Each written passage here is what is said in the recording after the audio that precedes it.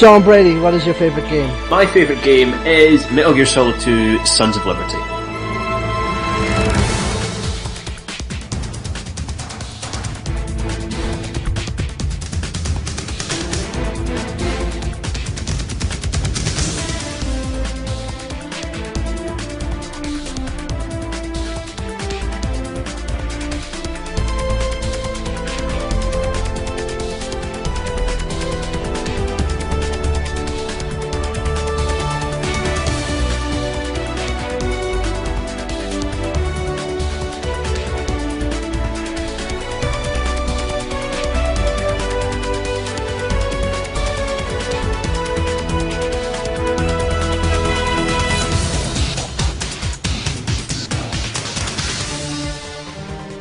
So, how did you first get into gaming, basically? When I was about, I think I was either 6 or 7 years old, my dad, who's now retired, used to work for Customs and Excise, what's now part of Her Majesty's Revenue and Customs, and a buddy of his at work was selling his old PlayStation, and he had, how many games did he have with it? I can't remember. Anyway, point is, he bought this PlayStation off of him, and it came with Ridge Racer Revolution, the second Ridge Racer.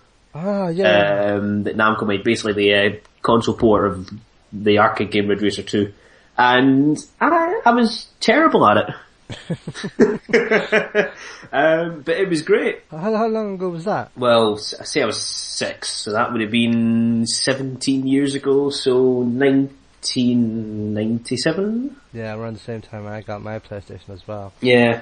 Thing is, it was one of the early launch models as well, one of the ones that had the great big serial port at the back. Yeah. So of course, it died about 3 months later. Oh. Aye.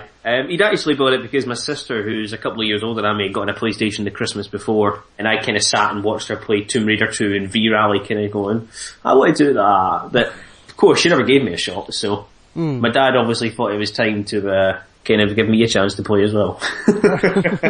You mentioned other games there. Do you remember what they were, or was it just Ridge Racer? I want to say Crash Bandicoot as well, I think.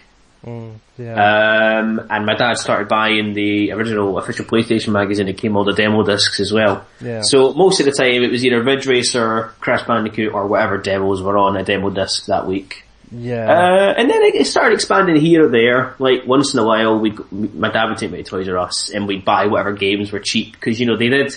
After the Platinum series, they did those kind of value series ones with a little yellow band along the bottom of the box, and they were going for about $10. So I picked up Tokka and the original Colin McRae Rally, and just basically started building up this repertoire of racing games, which is pretty much all I wanted to play when I was younger, because I was obsessed with cars, like most young boys are. Further down the line, talk about that. Further down the line? Yeah. How far down the line are we going? Like, as far down the rabbit hole as we can go. Well, this is where I kind of embarrass myself, because if we cut to say about 2000 or so, when the PlayStation 2 came out, and my mum dragged me into town one day, and it turns out she'd actually, obviously, I mean, it was Christmas was coming up, she'd pre-ordered a PlayStation 2, and there was some pre-launch event thing going on, which I didn't know about. And I'm not gonna lie, because I was 9 years old at the time, I cried when I found out I was going to get to play a PlayStation 2 a month early. I cried like a little sad bastard. And this was after, you know, kind of building up a repertoire of games. So, you know, Rage Racer, Ridge Racer Type 4 had come and gone, Gran Turismo 2. I just pretty much breathed racing games for a good part of my childhood. And then the PS2 came along, and what did I get? I was Ready to Rumble Boxing. Yeah, me as well. That was a beautiful, beautiful game. If only because I loved playing it with essentially my adoptive grandfather. I always went Rumble Man and knocked him out the ring, just because it was funny. Yeah. I used to try and unlock all the higher combo. I'm trying. Yeah, to the kind of the white Rumble combo that you can knock him out the ring. Yeah. The worst thing was Rumble Man's taunt unlocked that right away. Yeah. So I just kind of wait until whoever I was playing against had given up on trying to punch me, and did the little taunt and then knocked him out of the ring, which meant that nobody played it with me for a while after that. But then, what else were, was it just Ready to Rumble at the time? Cause I remember Ready to Rumble being part of mine, but there was also Ridge Racer as well, Ridge Racer 5. I still do, I still love Ridge Racer a bit. The classic ones, I really couldn't give a toss about, Unbounded or anything like that. No offense to Bugbear, because those guys know how to make a good racing game, just not one that's called Ridge Racer. But, I picked up Ridge Racer 5 a little while after that, along with a certain game called Zone of the Enders, which I know you're quite a big fan. He mentioned the secret word! He mentioned the secret word! Everybody wins! Actually, quite crucially, of course, that came with a certain demo disc in the first run of course, Metal Gear Solid 2, which kind of brings us full circle here, actually, now that I think about it. And I'm not gonna lie, I played the demo of Zone of the Enders, thought it was kind of cool. I played it mainly because it had Hideo Kojima's name attached to it, because on PS1, obviously I'm playing Metal Gear Solid 1, and obviously at the age of 9 or 10, skipped through every single cutscene and just got to the bit where I could shoot people, because I didn't understand anything that game was talking about at that age. I just thought I was cooler than my friends because I knew what a Hind D was and they didn't. Yeah, but I actually picked up Zone of the Enders mostly for that demo disc, I'm not gonna lie. I mean, I fell in love with that game afterwards, but a good number of people probably bought that game because it came with a demo of Metal Gear Solid 2, a year or so before the actual game came out, I think? Yeah, about a year to 6 months. Technically, that'd be called, these days, the Halo Crackdown effect. Aye, that's very true. Not that there's anything wrong with Crackdown. No, definitely not. PlayStation 2, we've gone over. What else? Well, I suppose what else is on PS2 after that? The Burnout series, just the whole damn series. Love those games to bits. And I remember playing the first one, and that was such a frustrating game because the collision detection was just crazy on it. I remember that you just skim a wall and you'd spin out and you'd fly all over the place. I mean, it was a really, really advanced game at that point because you hadn't seen cars crash like that. But God, it was just so frustrating. And then Burnout 2 came along and it was just fantastic. Just the way they nailed the sort of the glossy America feel of it all.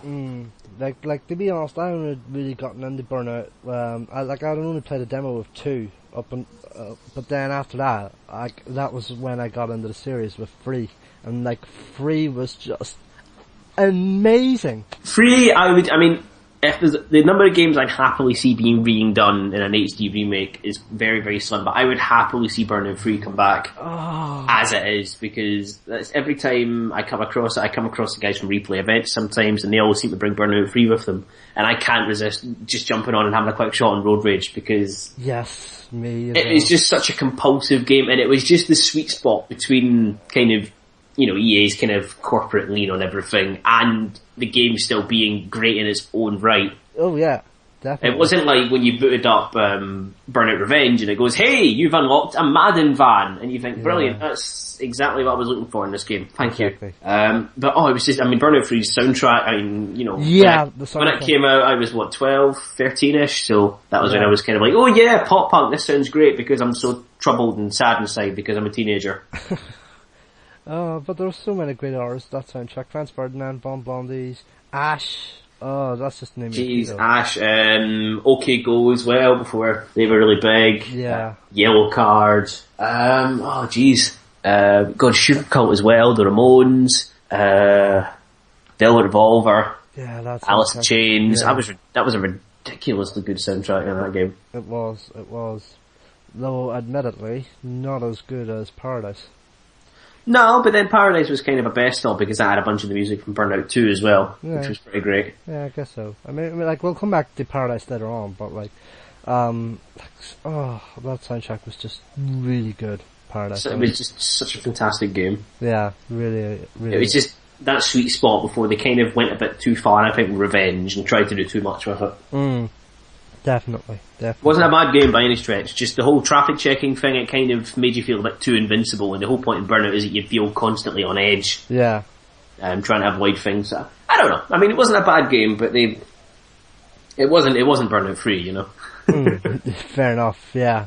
definitely. I mean, like, don't get me wrong, I love Paradise, but like, nothing can beat the sweet satisfaction of a takedown more than on Burnout 3. Oh god, and especially in the road rage mode where it was just you hit that sweet point, you kind of hit that flow where it was just constant takedown. Yep. I used to remember doing a few road rage events in Burnout 3, and I just felt invincible. Each hit I was reaching towards gold, and even after I surpassed the gold, I just kept going until the timer eventually ran out. I never managed to finish, and I remember there was achievements that you'd get extra cards for in the game, like doing a certain number of takedowns in a race and stuff, and there was a couple I never managed, and I remember one of them is never going to forget it, where you had to take down 2 people in a race by ramming them into an articulated truck. Never really understand how anybody managed that, because I could never find 2 articulated trucks in the same race.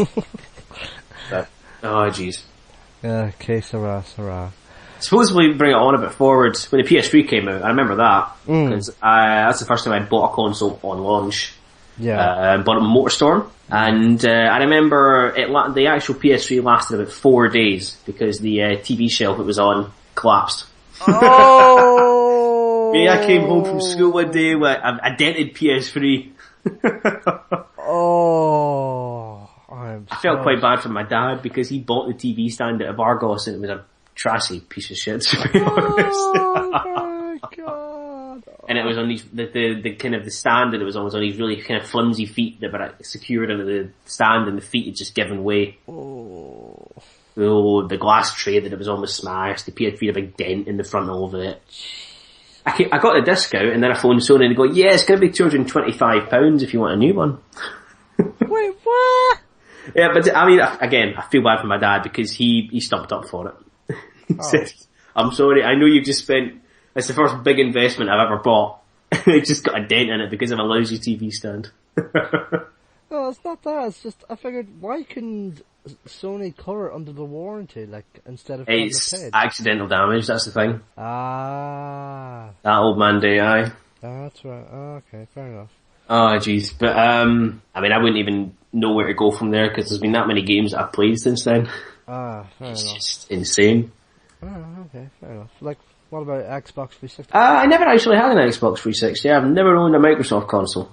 Wow. I borrowed one from time to time. I reviewed Rage on the Xbox 360 and SSX on the 360 ages and ages ago. And I remember borrowing a 360 from that, but that's about as close as I've come to owning one. I guess that's kind of it. Oh, PS4 as well. Yeah, PS4 I bought with Killzone Shadowfall. Actually, yeah, I remember I was working night shift the night before, and I was actually off that day. And I remember I finished night shift in the morning. The PS4 wasn't getting delivered till like lunchtime or so. So I went straight to Tesco after I finished work at 7 o'clock in the morning and thought I'm going to buy myself another game. So I bought Need for Speed Rivals as well. So I had a couple of things to play that day. And I remember starting up Killzone Shadowfall and thinking, this looks pretty nice. And then I played it for about 2 hours and got bored. Yeah. It was not Killzone 3 or 2, which were both excellent games. Killzone 3 was not a very excellent game in my opinion, in terms of story anyways. Sorry, but I mean, those games pushed the PS3 to the absolute limit. They did. Those in Uncharted just pushed that console to the absolute limit. Oh, they did. And don't get me wrong, Shadowfall's a pretty darn good looking game as it is. It's just hollow, and they took away the one thing I loved about the Killzone series and all the games were doing, is that the guns were so weighty and heavy. Yeah. Which, I mean, some people didn't like. They thought it was too sluggish, but I thought, well, if you're carrying a great big heavy gun and you're like covered in Space Marine armor or whatever, that's what you kind of want it to feel like. You want it to feel kind of sluggish and slow and heavy, which I didn't mind actually. The same with, the sprinting and stuff as well. It just all felt really, really bulky, but in a good way. And then in Shadowfall, that just all disappeared, and it lost something because of that. I think it was definitely missing something. That and the what was it called? The owl, the little kind of gadget thing you control with the touchpad and the controller in Shadowfall. It didn't really add much. I mean, it was fun enough just like saying, "Oh, set up a shield here or fight these guys," but I don't know. It didn't add much to it. Didn't really add much to it. I would have much rather had big heavy guns than an owl thing. How did you get into the industry, basically? Just talk about that.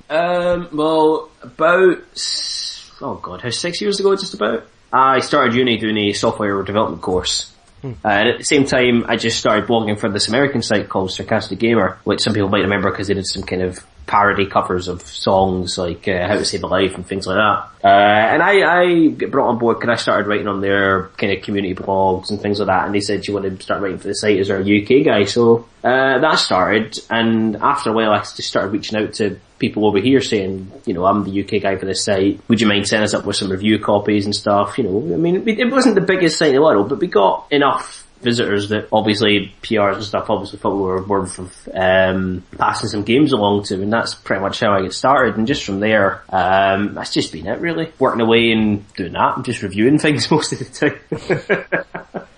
That's just basically, I don't mind. I like reviewing games. I like picking them apart and seeing what makes them tick and finding things to really love about them. It's just, there's always a moment where you feel like you get a game. Recently, what have I been reviewing? Grid Autosport. There was just a moment I realised I was driving this really high-powered Pagani Zonda, just this really high-powered supercar, through the streets of Paris, and I just kind of noticed what they'd done to the handling, because in Grid 2, the game that came before it, you were very kind of free to throw the car around and just kind of pull the handbrake, and it would always work out. But in this game, the car felt a little bit heavier. You could feel kind of the tyres on the edge of grip starting to let go, and when you're winding your way through Paris at 170 miles an hour, it was nice being able to kind of feel that and know that. It's nice just where moments in games just click and you sort of understand what they're trying to do. Or in the case of a bad game, you understand what they were trying to do, just didn't quite manage to do it. I guess that's why I like writing about games sometimes. Because there's always just that point where they click and they either make amazing sense or you at least get what they were trying to do. Oh, yeah. But you understand why they weren't able to manage it. Talk about Big Red Barrel as well, because obviously you've left Sarcastic Gamer for a long time now. Yeah, these days, Sarcastic Gamer just kind of folded, and a bunch of the guys that were at Sarcastic Gamer set up Big Red Barrel instead, and it's mostly in the same sort of vein. We do a lot of podcasts every week. A lot of people listen to all those podcasts. There's still written content and the like. We do a little bit of video stuff here and there. Most recently, actually, we've started doing a lot of event stuff. So we run the Tabletop Tuesday event at Loading in London every Tuesday night, and we do some great partnerships with some board game companies to get stuff brought along. We give it prizes every week, and that's worked out really well for us. But we've also done the Scottish Car Show for the past couple of years, last year in Glasgow, this year in Edinburgh, and we've done really, really well at that in terms of just getting our name out there in terms of event management, which seems to be kind of the USP, if you like, of Big Red Barrel, because there's so much, every site can do reviews and the like, but everyone's got their own spin on it, whether it's the writers or whether it's the sort of features they do. But for us, it's the events that we're capable of putting on. So this year at the Scottish Car Show, we had Drive Club for the first time for the public in the UK. Little Big Planet 3 for the first time for the public in the UK, Minecraft on the PS4 and PS Vita for the first time for the public in the UK. We get Codemasters sending us stuff to give away, we got Ubisoft giving us prizes to give away in the Trials Fusion contest, we had the guys from Replay Events bringing along retro consoles, and we had Bone Loaf bringing along a brand new build of Gang Beasts, which hadn't been debuted before, as well as a couple of board game companies bringing along stuff for people to try out, and it all went down really, really well. People were really, really receptive to it, and people were really excited trying to Drive Club, which went down really well as well. So that seems to be Big Red Barrel's thing at the moment, is that we're great at putting on game events, and we're looking to expand with other stuff that I can't say anything about at the moment. Oh, yeah. But if you need a gaming related event putting on, then it's definitely worth giving us a shout, because we're starting to work out what we're doing,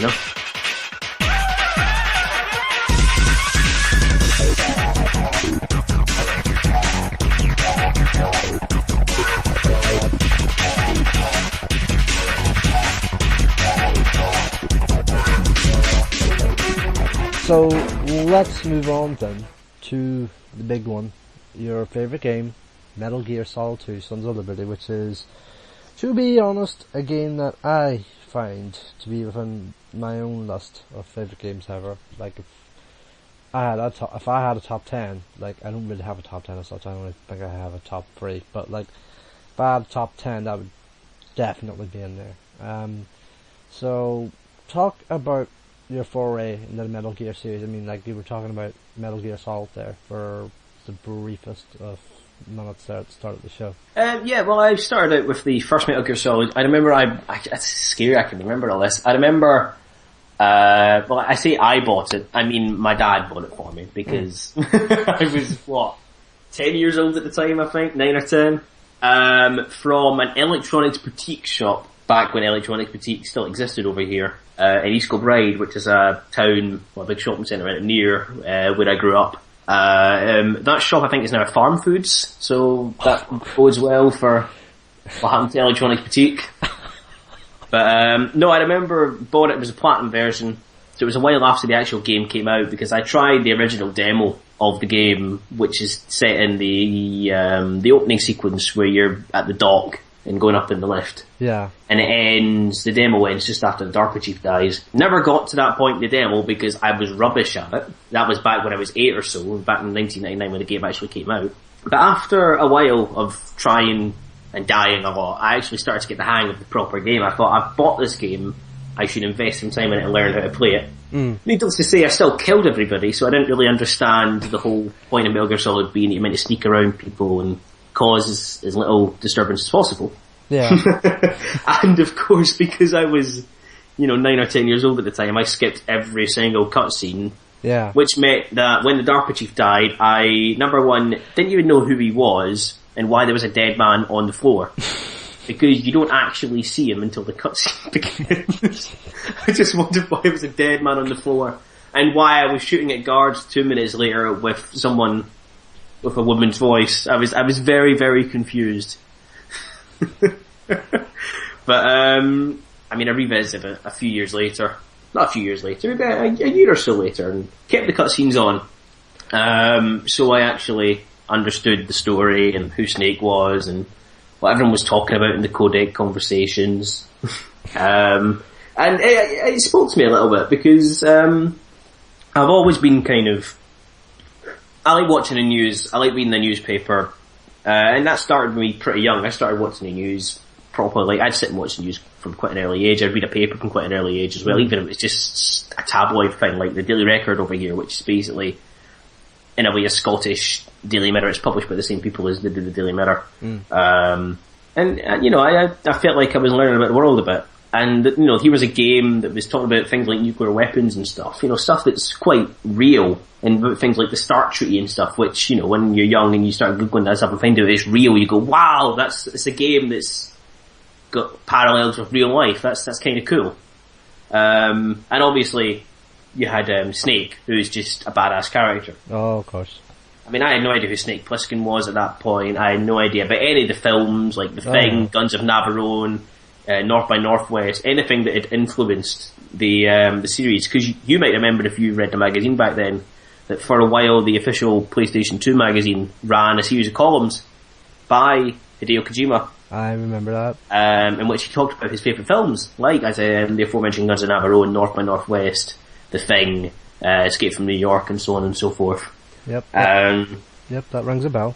And North by Northwest has actually gone on to become one of my favourite films, because I sought it out just because it was apparently such a big influence on Metal Gear Solid, and it has become one of my favourite films. Metal Gear Solid kind of struck a tone with me because I liked things that kind of had resonance with real life. It was fun enough playing Ridge Racer, but sometimes I just wanted something that kind of tied into life a little bit, and I felt smart playing it in a way.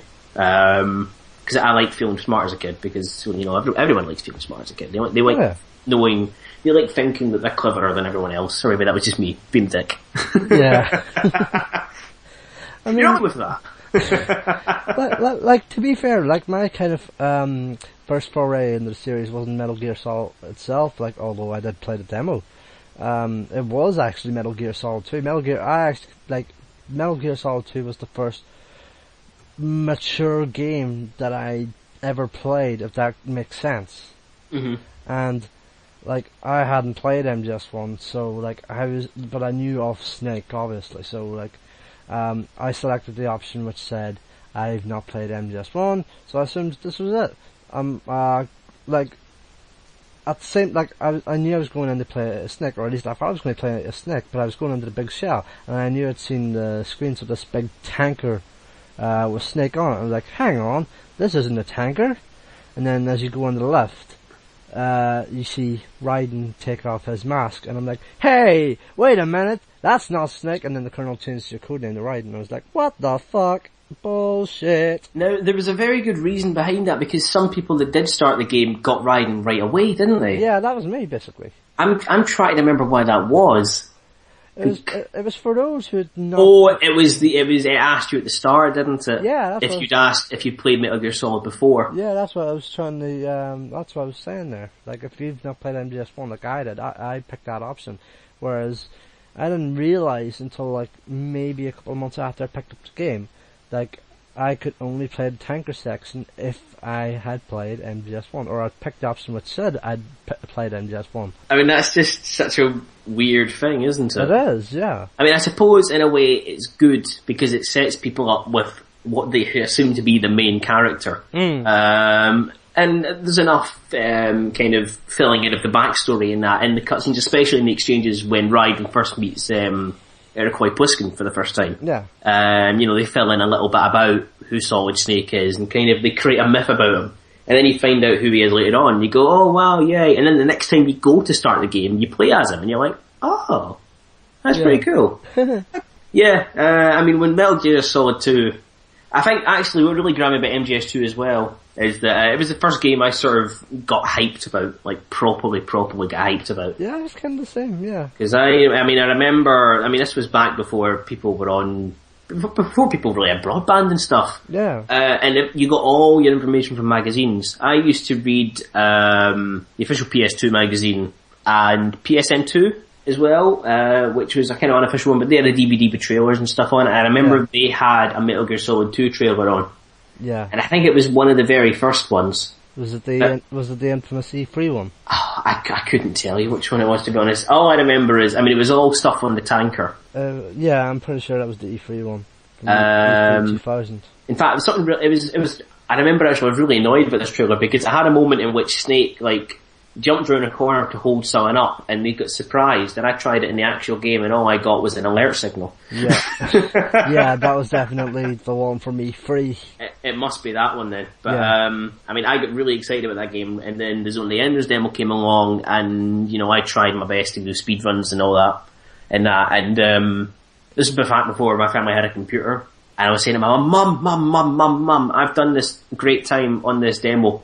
Can you email this over so I can try and be in, please? And she was, my mum worked for, she's just retired as well. She worked for, Customs and Excise as well. And she was like, I don't really want to use a government email address for this. And I pestered her enough that eventually she did. And I feel quite bad about that now. But then, had the game pre-ordered online, because obviously it came out 2002, and my family got a computer towards the end of 2001. Yeah.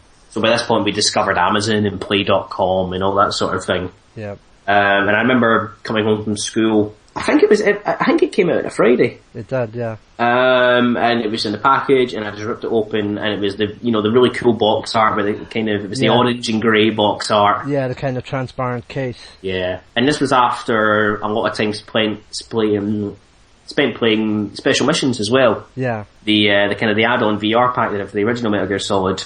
And mine came with a little Snake figure, actually. It was great. He had a little SOCOM pistol and everything. I don't remember what happened to him. I think I lost him. But, it was, when that game came out, that was, I just sat down and there's Snake walking across the George Washington Bridge. Then off comes the Coke, the sneaking suit turns on, jumps over, the choir kicks in, and I get so amped up because of the score, because I was like, oh wow, it's a big Hollywood film. Yeah, because it was Harry Gregson Williams doing it. Harry Gregson Williams. Yeah. And I just thought, that's so cool. That's a Hollywood composer doing stuff for a video game. Yeah, that's crazy. Yeah, that blew my mind at the time. I was like, hang on, this isn't just some I don't want, this is a Hollywood composer doing a score for a video game. That was kind of an unheard concept at the time compared to now. It actually was cutting edge at the time. Yeah.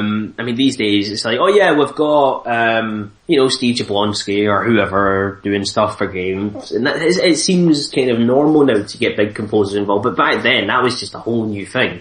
And I really admire the fact that he went for it, and he did a great job with it. Because the breakbeat score was fantastic in it. because it was all about, I mean, even the intro, before you even start the game, before the menu even comes up, it's all the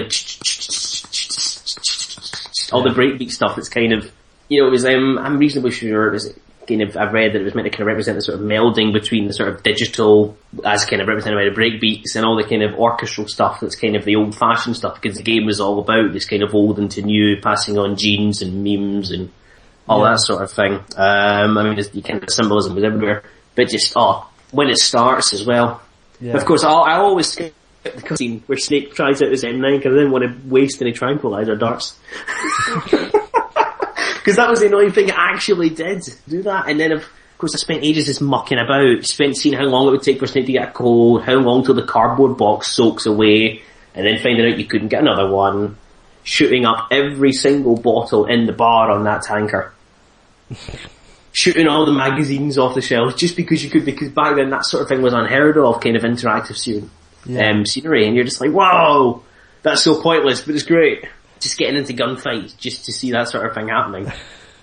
Absolutely. Going on about other aspects of MGS2, like, I keep hearing people, well, not I keep hearing people, but like there's some people who would arguably say MGS2 is the worst of the lot. Obviously, to be honest, like, through, you know, the character switch between Snake and Raiden, and we kind of touched upon them about that, but like, when you played for the first time as Raiden, like, what was the reaction when you realised you weren't playing as the Snake? Well, the thing is, I actually remember there was a preview in OPS2 of Metal Gear Solid 2 with Raiden in it, but they weren't allowed to say anything. They weren't allowed to say how much he was in the game, or even his name. I remember there was a caption for a picture of him saying, we can't tell you his name, but it's an anagram of a diner. And I mean, I'd never heard the name Raiden at that point, so I didn't have a clue. I was like, I want to know who this guy is. And then, when I found out you're playing as him for most of the game, I wasn't too bothered when you actually see that Snake is there somewhere. I mean, obviously he's there. You see him in the cutscene, just a glimpse of him, but it's enough that you've just played as him beforehand, you know? Yeah. You know it's him. You know he's there somewhere, and even if everyone's saying he's dead.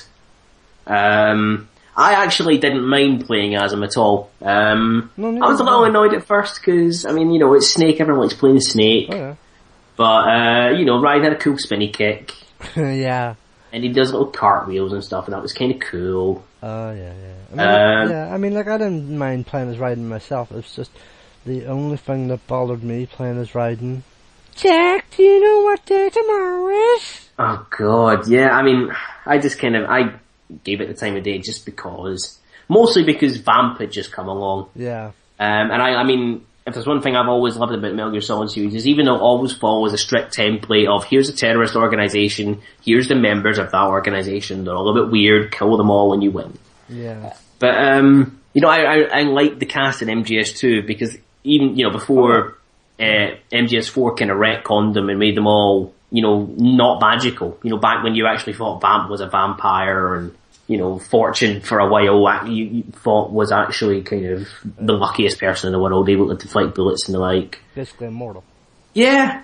It was just, you know, it was really kind of rich kind of cast of characters, and it was a bit more interesting than your kind of generic baddies that you saw in pretty much every other game that was out there at the time, save for things like, you know, Devil May Cry and stuff, which was another game that really grabbed me, just because it had characters that were a little bit more interesting than just kind of walking gun, essentially, you know.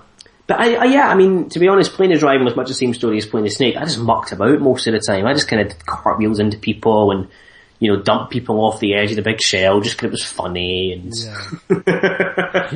Hearing the terrorist scream, just you knocked them over the side, go like, ah! I actually find that pretty funny, to be honest. It was kind of funny, because it's just a game. It was childishly funny at the time, though, considering the age we were playing at, because, like, I was playing it when I was 11, you know, like, you were playing it around the same age, so it was fun doing that. Even like things like finding the razor, and then seeing him give it to Pliskin, in the cutscene when they first meet, that was pretty cool.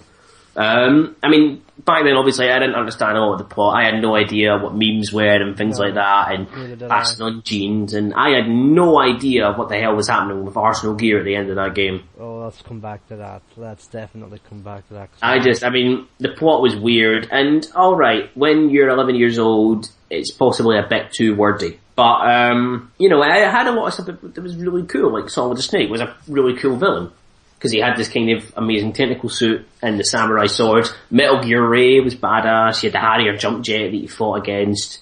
I mean, even though a lot of it was, and obviously this ties into the plot, basically a carbon copy of Metal Gear Solid in a way. Well, that's kind of the point. Well, exactly, yeah. I mean, it was meant to be a sort of rerun of the first Metal Gear Solid with Raiden and Place the Snake. But it was just such a fun game to muck around in as well, and Kojima knew that because of all the stuff that he chucks in, like the ghost photos returned from the first Metal Gear Solid. You had the parrot that would set off an alert if you shot at him. Yeah. The magazine, the first time you get the magazine, when you see the guard literally jump in the air. When he goes, woohoo! Like just jumps on his knees reading the magazine. And then he had not realised there was a C4 underneath the magazine, and I just go, press circle button and go, bye, Felicia, no. Although that might set off an alert. Yeah, that tended to do that. But, I mean, I like the setting of the big shell as well. Oh yeah, definitely. I didn't like on the harder difficulties when you had to activate the node in every single stuff. Yeah. That got a bit boring after a while. Yeah, but, I mean, I like the location, I like the kind of fact you could explore and mess around with cardboard boxes and stuff. And the villains, as I said, you know, I just remember about Fat Man as well. Yeah, it was great. I mean, how many games do you see where a villain is on roller skates? Yeah, that kind of brings me to my next point, the characters of it. And, like, I just remember, like, Fat Man, I had so much trouble with him. Like, and I even had to go as far as phoning my cousin to kind of figure out where the last bomb was. You had to defuse after killing Fat Man. And I had to phone my cousin, who had no clue what I was talking about, even though he was kind of a gaming nut as much as me, at least according to my aunt, anyways. But yeah, I called him, and I had no idea where that last bomb was, and he had no clue what the fuck I was talking about, to be honest. It was just under him, wasn't it? It was just under his corpse. And like, I just clued on me, cause like I figured, cause like I was moving bodies around in the game, and it clued on me one morning when I was playing it very late. I was like, hang on, wait a minute, it's underneath him. Like, well, there we go. Just so many tricks in that game. Just so many endless tricks on you. Yeah. Like the Raven trick as well, on the tanker, yeah. and the fact that the Colonel in the whole game is a trick as well. Oh. I mean, I love the familiarity of it, though I felt like nothing of the fact that he was saying the exact same dialogue that he was saying at the start of the first game. I just thought, it's just making me feel familiar, just so I know what I'm doing. No, it turns out he's a robot. Okay. No, I'm going to come back to that, because there's part of that which scares me to this day, but there's also a genius to it, but I'll come back to that. Like, coming back to the characters though, like, we had Dead Cell, which was, it was Fat Man, Vamp, Fortune, and there was one, Solidus. Solidus Snake, There was one more from that group besides Solidus. Well, there was the Mysterious Ninja as well, because obviously he needed a ninja in order. Olga, yes! Did you forget all about Mr. X? No, I didn't forget about Mr. X. I'd actually completely forgotten about Olga. Yeah, I liked, I mean, this is going to sound really hot, but it was almost progressive, seeing like, hey look, there's a lady who doesn't shave her armpits. That's almost thoughtful in a way. Yeah.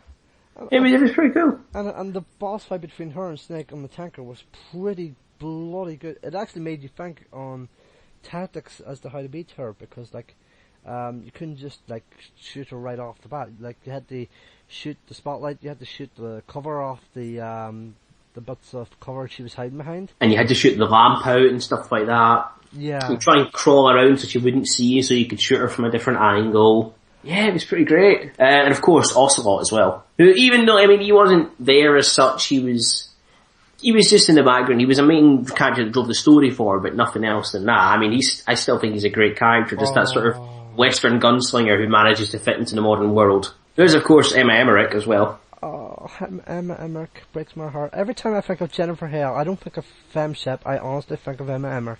I completely forgot that was Jennifer Hale. Well remembered. And then, of course, Brother! Liquid.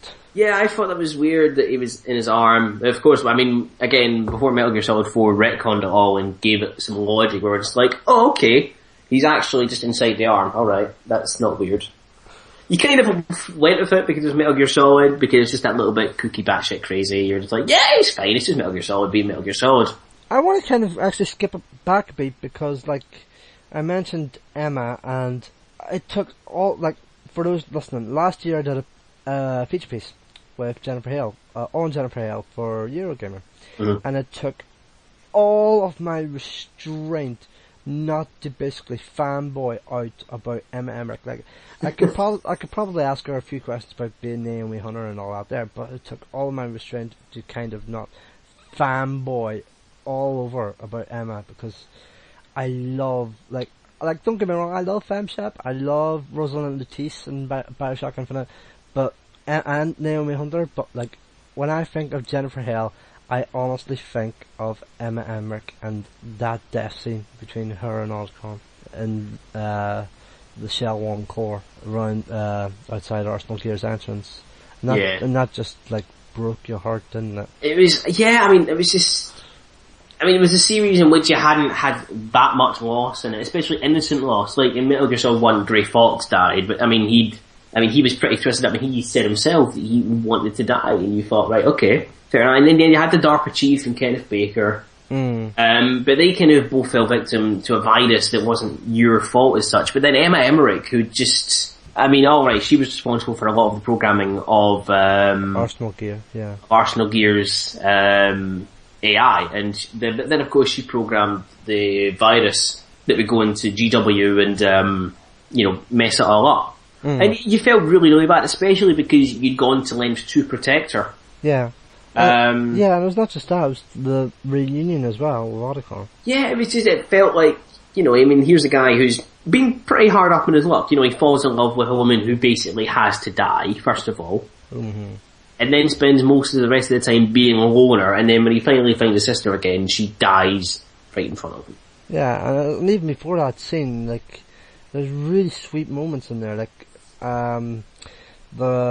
after you rescue Emma and you have to do the first section of Shell 2, swimming, and she can't swim, so she's on your back, but after you go into the area where you face Vamp, and she kind of tells you the story about her and Hal growing up, I thought that was really sweet. Yeah, apart from all the kind of the dark family history behind it. Oh yeah. And then once you go outside that door, she kind of all goes very technical, geeky about the Y2K bug, and I kind of found that very endearing. It might have been a bit too wordy for some, and fair enough it was, but like, yeah, I really loved that, to be honest. That's what I found it, when I replayed it more recently. Back then, towards the end of the game, Snake starts going on about genes and passing things on and things like that. And back then I thought, that's a bit weird. Snake, you're meant to be like a badass mercenary. Why are you talking about genetics? But now looking back, I'm like, hang on, Snake's probably a reasonably clever guy, because he's able to do all this stuff to outsmart his enemies. The guy's probably got a bit of spare time, so he might read up on this sort of thing, especially because he's a clone. I guess I give him his dues these days. It just, back then it was a bit weird, but that was back when I liked skipping cutscenes a lot of the time. Yeah. But, there's just so much about these games, especially about Metal Gear Solid 2, that I love. Just because there's not a single part of it that doesn't feel like it's been inspected and gone over in some way, shape or form, especially because I think they're picking up Substance, the special edition. Yeah. Which came with the skateboarding demo. And the Snake Tales, because people wanted more Snake, and all the VR missions, but it also the first run came with a disc. The document of Metal Gear Solid 2. The document of Metal Gear Solid 2. Which I perused endlessly. And I went over so many things, and all the little documents, and all the extras, and you can muck around with the soundtracks and see how they'd evolve using the game engine, just like bit by bit, so the soundtrack was always changing. Yeah. And it was just, you sat back after a bit, and I just thought, so much effort and attention has gone into making this game, and you felt like you were playing something special. Even little things you hadn't noticed at first, like the fact that Jack and Rose, Ryan and his girlfriend were named after the characters in Titanic, which I thought was a bit weird and silly, but it's just little touches like that, where you're like, every little thing has been so purposeful in this game, and it still manages to be absolutely mental. The elements of the game, like, name an element that you liked about it, what you hated about it. So, like, what element of Metal Gear Solid 2 did you like greatly? It's not quite freedom, I guess, but the kind of the freedom that you did have to kind of roam around, rather than I mean, obviously in a lot of games, like, a lot of first-person shooters and stuff back then, it was just a case of, go to this point. I mean, I bought Time Splitters, the original one, not long before that, and the story missions in that they were fun, but they didn't really have any, kind of overarching storyline. You kind of ran to a point, shot some people and ran back to the start, and that was it. It was all basically expanded versions of kind of multiplayer games modes, except you were playing them by yourself. Whereas in this, you could run around and do all sort and just muck about with stuff. You could, blow up lockers, and you could get dog tags and just kind of mess around as much as you liked in an environment, or go back to other environments and just mess around there for as long as you wanted, and just kind of forwarded on the plot when you wanted, which I really quite enjoyed, because it meant you could experiment with things like the magazines, distracting guards, tranquilizers, dog tags, see what grenades were like, see what it was like facing off against a full-on assault team. I actually loved a lot of the time setting off an alert and then hiding in one of the rooms that the guys would do the cleaning on. And you'd see them doing like all the proper military maneuvers and stuff as they carried out a full cleaning of the room, and you had the little TV screen in the corner kind of showing you them checking every corner of the room, working as a team, and I thought that was really, really cool as well. And just once, I found out the hard way what happens if you smack your face against the locker as well, while they're cleaning out the room. And they all go, stop! And they open the door, and then you get shot a lot and you die. But, I guess the one thing I didn't like about the game, it's the first time you play it through, you've got absolutely no idea what's happening. And even these days, I still think that Metal Gear Solid 3 wasn't too bad about it. 4, at least gave you the option to pause them, I guess. They are all very, very worded games, but we know that anyway. So you need to give them the time of day, because the investment when you watch the cutscenes is usually worth it. It's just, some of them are just so steadily wordy, and you're just like, how long am I actually going to get to like sneak around people before you do this to me again? But that's always been a kind of love-hate thing about the Metal Gear Solid series, is that it's a great story, but God, you need to be so invested and ready to go through with it in order to enjoy playing it and sitting through the cutscenes. Yeah. It's something that makes the game terrible to play on the Vita if you're on the go. If you're sitting at home playing the HD collection on your Vita, that's fine, because you can plug it into the charger, because you're going to have to if you want to make it through the game. I mean, you could rush the game. I mean, I managed to do it in 2 hours once, the whole thing. But if you want to actually sit and go through the cutscene stuff, you're going to need to plug your Vita in, and you're going to need to sit there and, digest every single cutscene. And it works really well on the Vita, to the game's credit. Yeah. The guys at Bluepoint did a really good job with bringing it over. I guess that's the only thing that I'd really take issue with, is just the wordiness of it. Well, as I said, it's a love-hate thing. I love the plot and I love the storyline, and it's all really, really well done. And especially those days, that sort of level of storytelling was unprecedented in games. But, it's a love-hate thing. I understand why they did it. And I like it, but sometimes it does feel like it drags on a little bit, I guess, if I was being really picky. So, if I had to ask you to rank the series, how would you go? Obviously MGS2 would be top, and then I assume MGS1. Yeah. I actually do think Metal Gear Solid 3 would be my second favourite one. Oh! Because I really like that. I like that they learned a few lessons. They made the cutscenes a little easier to digest. They made the story more coherent as well. Because the story of Metal Gear Solid 1 was pretty coherent. And in Metal Gear Solid 2, they just went full, Faust on you, I guess.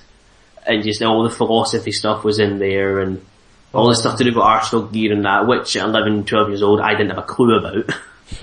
But in the third one, it was like, they'd done a little bit to kind of James Bond it a little bit. So there was the kind of the theme song that was like a Bond theme song, the kind of the pre-credit sequence, the stuff that happens on the Virtuous mission. And it just, it felt a little more, not refined as such, but kind of, I'm trying to think of how to put this, to be honest, actually. I mean, I love 2 out of all of them the most. But there was something about 3 as well that was a little more kind of down to earth and fun about it. Maybe it was the fact that you had a little bit of a forest environment to run around in, and it went beyond corridors. Even though at the end of the day, the forest that you're in was just a glorified corridor, because there were definitive boundaries as to where you could and couldn't go. But I really, really liked 3 as well. It's definitely probably my next favourite. I guess after that, I'd probably list... I'd probably list Metal Gear Solid 4 after that. And then it'd be a weird kind of divvy up between Metal Gear Solid 1 and Peace Walker. Because I liked Peace Walker a lot, but all the micromanagement stuff annoyed me a bit as well. The fact you'd have to manage all your soldiers and do your teams and, research weapons and stuff, when a lot of the time, all the useful kind of stealth weapons were like the wrong end of the upgrade tree. As far as I remember anyway. It was fun, but I like Peace Walker. It's a great portable game, but I guess I put it and the original Metal Gear Solid on a kind of par for different reasons in a way. Like, I wouldn't say one's necessarily better than the other for entirely unrelated reasons, basically. But, Metal Gear Solid 4 was just, that was the game I basically bought a PS3 for. And seeing Snake become this old man and, kind of watching him crumble apart a little bit and seeing closure to his story. That was a massive, massive moment for me. Because this character that I basically, some people have like the Terminator as their action hero or John McClane but no, it was weird. It was nice. Kind of weird in a way, I guess, seeing an action hero that had basically been my action hero for like most of the time I spent growing up, kind of see his story end as he gets old. It was nice. It was nice kind of seeing closure for him in a way, even though he's a fictional character. It's just such a great series, and now that I've done this, I'm kind of in the mood to go back. And I replayed the first one a little while ago, so I'm tempted to grab the HD collection on my Vita again, and play 2, and then 3, and then dig out 4, and then go through Ground Zeroes again. And hopefully by the time I've done that, the Phantom Pain will be ready, and we can finally work out what that game wants to be. Because I've still got no idea what's happening in it.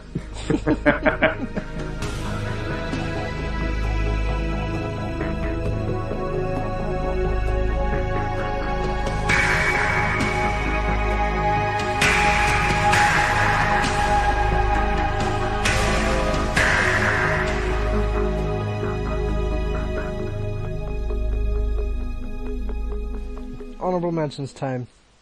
Bring it on. Honourable mentions. I've got a few other kind of honourable mentions. Some stuff I mentioned earlier on.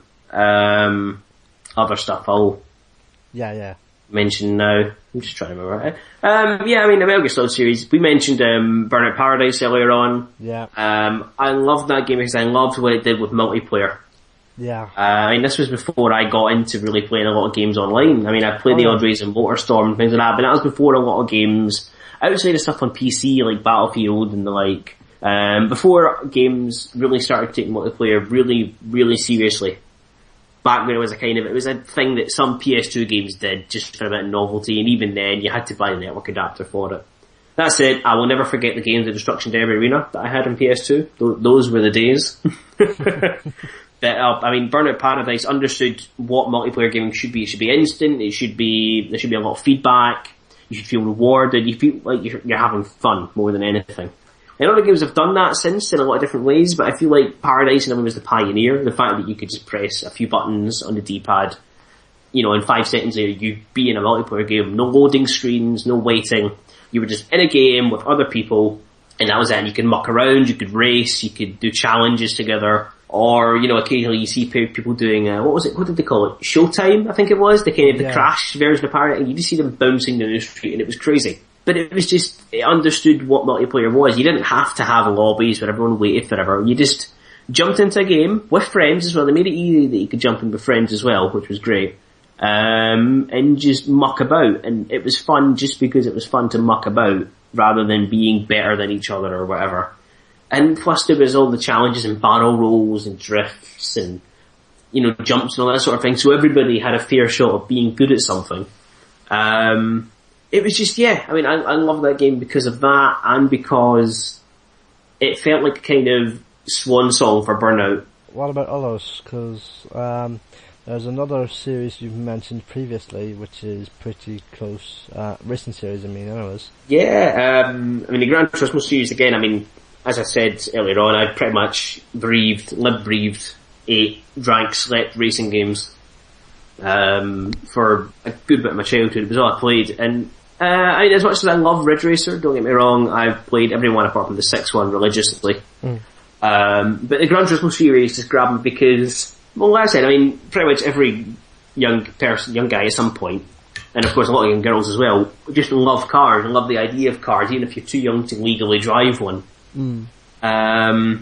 This was back in the days when Top Gear was actually a consumer advice show.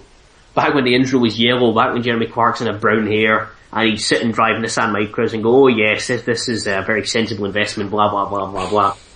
And my dad used to watch it, and I remember when the original Allman Brothers recording would come on and stuff, and then I got this Gran Turismo game, and it was great, even though I didn't really play it properly because I bought an Action Replay and gave myself a bajillion credits and just bought all the cars. But it was really good fun because I wasn't very good at it, so I kind of compensated for that by buying really powerful cars, buying all the upgrades for them, and then demolishing the competition like that, even though I drove into all the walls. And then the second one came out with a scratch and sniff disc that smelled like petrol for absolutely no reason whatsoever. And I got into that one a little bit more. I understood what Gran Turismo was. You started out buying this terrible, terrible used car with, about 5 horsepower, and it would go about 10 miles an hour. But then you'd win a race in it, and it was like, woohoo! And it made you work to be good at it, so you did all the license tests and stuff like that. And then when you had enough money to buy a new car, you were like, I kept the old ones. I couldn't bring myself to sell my old crappy used car that I bought at the start of the game, because I thought that's my car. I've raced that, I've built that up, I've given it little upgrades and stuff. I can't bring myself to let go of that car now. It is my car. And then Gran Turismo 3 came along. In fact, oh god, I can embarrass myself again here. I played Gran Turismo 3 about a week before it came out in Hamleys in London, and the shop assistant wouldn't let me watch my replay. I cried. I felt, it's really dumb looking back, but I can look back on it and laugh about it, I guess, because I don't know, I guess I had a lot of passion for those games. I remember I drove an orange Vauxhall VX220 around a track called Midfield Raceway, which was from the Gran Turismo 2, so I knew the circuit as well. But it wasn't really until Gran Turismo 4 that I properly started to get everything. Like, I started understanding and looking into what all the different settings did when you tuned your car, what it meant to adjust suspension dampers and the ride height, gear ratios and things like that. And I started actually learning a bit about cars and stuff. And it sort of, you get these ideas in your head going, wow, I wonder what it's like to actually own a car and stuff like that. And you get all excited. As you start building up this repertoire of racing cars and you actually get good at the game. And then Gran Turismo 4 came along, and the concept games and the prologue games, and I ate up every single one because it was as close to the dream as you get of having a car, and that was just the dream for a while, because I'd go and learn all the names of cars and what they looked like and how much horsepower they had, and I'd sit my dad drove places and I was in the car, I'd point and go, that's a Ford Fiesta, it's 70 horsepower, yada yada yada. It was really sad and nerdy, but it was something to be passionate about, it was something that I thought was really interesting, that Gran Turismo kind of got me interested in, especially when you start finding all these cars that no one had ever heard of, that in fact Gran Turismo gave to the world in a way.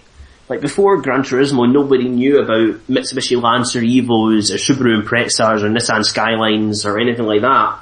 And it was really only after those games came out that people started importing them, because they realised, oh my god, these cars are great. And then they started coming out in the UK because people were importing them so much. And it's a great example of how games have had an impact on a culture. Because without those games, people might not know about those cars. Other games probably wouldn't have included those cars without Gran Turismo introducing them and going, guys, check out this car, it's called a Nissan Skyline, and it's really cool. There's one more game in your honourable mentions list, and it's not a game we've actually already talked about already, so go nuts. The last game was another game I grew up with that I actually forgot to mention earlier on the PS1, and that was the Oddworld games, Abe's Odyssey and Abe's Exodus. Now, when my sister bought her PlayStation, it came with a demo disc that demos of Crash Bandicoot, Abe's Odyssey, and was it Porsche Challenge and Rage Racer, I think, on it, or something like that. Anyway, and we played the Abe's Odyssey for the first time. We thought, this is weird. This is like, who's this guy and why is he farting? And then my dad actually ended up buying the game because he really wanted to play it, and I ended up playing it all the way through and getting the bad ending the first time because I was 9 at the time. But then it was the first strategy guide I ever bought, was a strategy guide for that game. Because I actually wanted to finish it, I wanted to see the good ending. This was obviously before YouTube and stuff, where you could just go and look at a game and go, oh, that's the good ending, okay, fair enough. But I really liked the game. I liked the trial and error stuff. I liked the fact that it would punish you with dying, but then it went, it's alright, well, you've got infinite lives, so just try it again. And again. And again. And again. And again. And again. And again. And again. Until you finally nail the jump and then you mess up the next one. that trial by fire concept. Yeah, I mean, it was fantastic, and I mean, they made it a little bit better in Exodus with the quick save function. But there was something just cool about playing a game where, kind of an antithesis to Snake in a way, and because rather than being a badass, you were just this guy in like a loincloth, and he was like a weakling and a weirdo, and just, well, he was odd, you know. But it's just a really, really fun game as well because it was so unforgiving, but yet when you nailed something in it, you were like, I'm great, I'm fantastic at this game. And it was funny as well. It was always funny making like the slugs blow up after you possessed them, or making them fall down holes, or crushing them with a meat grinder, or getting them shot, or, you know, all those other things. But it was a nice story as well, because obviously you were just trying to be a good guy, saving all your friends, and kind of just being a good person in that game, and saving people from the bad guys as such. But it was also kind of scary as well, because the scrabs and the paramites, the kind of the creatures you face later on in the game, really freaked me out. Because the paramites have like, they've got like a face for a hand, a hand for a face even. It's just a giant hand that's just like stretching out of them, and the scrabs are just really terrifying because this big pointy beak and big spiky legs, and the thing is, when they all kill you, they eat you, and it's just really, it was disturbing at 10 years old, thinking, oh my god, I don't want to get eaten. Oh god, that's horrible. But, yeah, I mean, I loved that game, and when I finally got a good ending, I felt like I was king of the world. And then Exodus came out, and it brought in all these other things, like the blind Madokans that can't see, the fact that people had moods, so you had to cheer them up and stuff, and, you know, you had to use your brain in those games. They made you feel really, really clever. So something about them always really, really stuck with me, to the point that when they came out on PlayStation Plus, I played them again. When I got a Vita, I played them again. I used to have a friend who'd come over from school way, way back, and we'd sit and just play Abe for ages and just laugh, because it was just so funny. Dying and passing over to each other, finding like the most accidental comedic ways to die when we're trying to be so good at this game, and every single time it just owned us completely. But of course, New and Tasty came out recently as well, and I realised the chance to come back to that. And in a way, it's not the same, because the guys at Just Have Water have done an amazing job on it. I think it's an amazing it's the ultimate HD remake. The fact that they've taken this 2D sprite-based platformer and remade it in a 3D game engine, like more freedom of movement than ever, rather than stepping so many pixels to the left or the right or whatever. Taking a game that was originally based on moving from screen to screen and turning it into one entire flowing process. And of course all the graphical tricks and details they've been able to throw in by using a new game engine with so much more processing power than they had back then. I think they've done a great job with it, but it's not the same game. It's a great game for its own reasons, because you approach it differently from the old games, because you can do more in this game in terms of maneuvers and the way you can talk to people in the game and stuff. Yeah. I mean, if anyone hasn't played it yet, I think they should seek out both the original and New and Tasty and, you know, pair them both up and see what you think. But it was nice coming back to it in a way that I hadn't been able to before. And I'm really hoping that they work on Exodus next, because it'd be good to come back to that in a way as well. So, if I had to ask what your top 3 games ever were, what would they be? Obviously Metal Gear would be at the top, Metal Gear Solid 2. Oh jeez. Oh jeez. Oh no. Well, I'm putting you there, bud. Come on. Oh no. I mean, I loved... if I was trying to mix it up a little bit, I guess Metal Gear Solid 2. I guess I'd probably put, oh jeez, Gran Turismo 4 in there maybe? Mm. Or 5, oh jeez. One of those will be number 2, I guess. And number 3, I don't know. I genuinely don't know. You've actually got me stumped. I'm terrible at picking favourites. I just can't pick favourite things at all. Because if I go, oh wait that, no wait that, because I'd probably say like, oh, Uncharted was great, but then I go, oh, but so was Burnout Paradise, and then I'd go, oh, but so was Devil May Cry, oh, but so was Oddworld, oh, but so was everything. It's just that I think the problem with that sort of thing is that there are, and this is a great testament to the games industry, there are too many great games out there.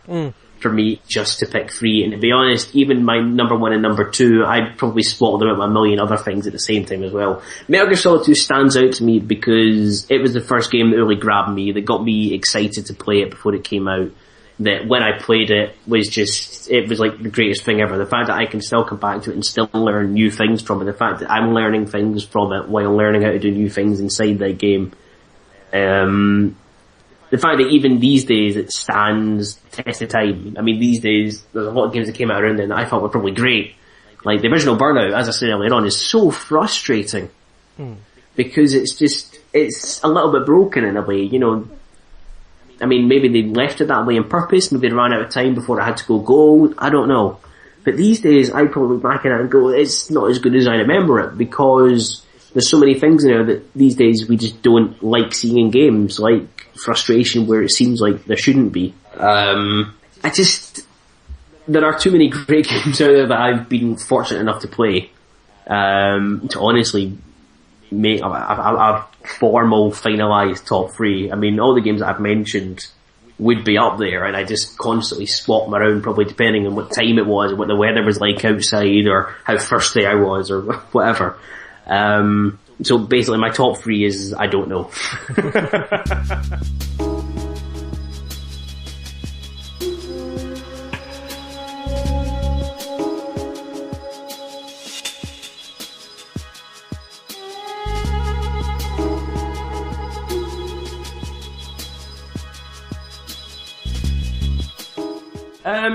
I guess if you want to follow me on Twitter, I'm under Jon Face, that's JONFAEC, because I just like being different like that.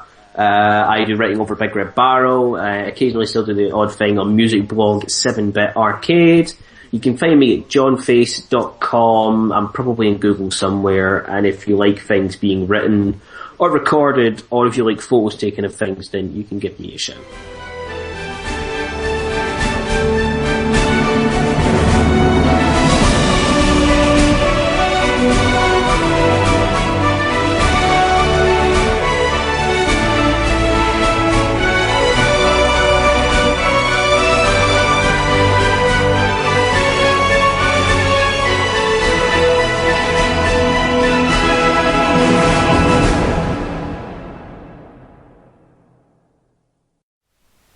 Thanks for listening to My Favourite Game. Next week, Lydia Ellery on Final Fantasy VII. Until next week, Ares died.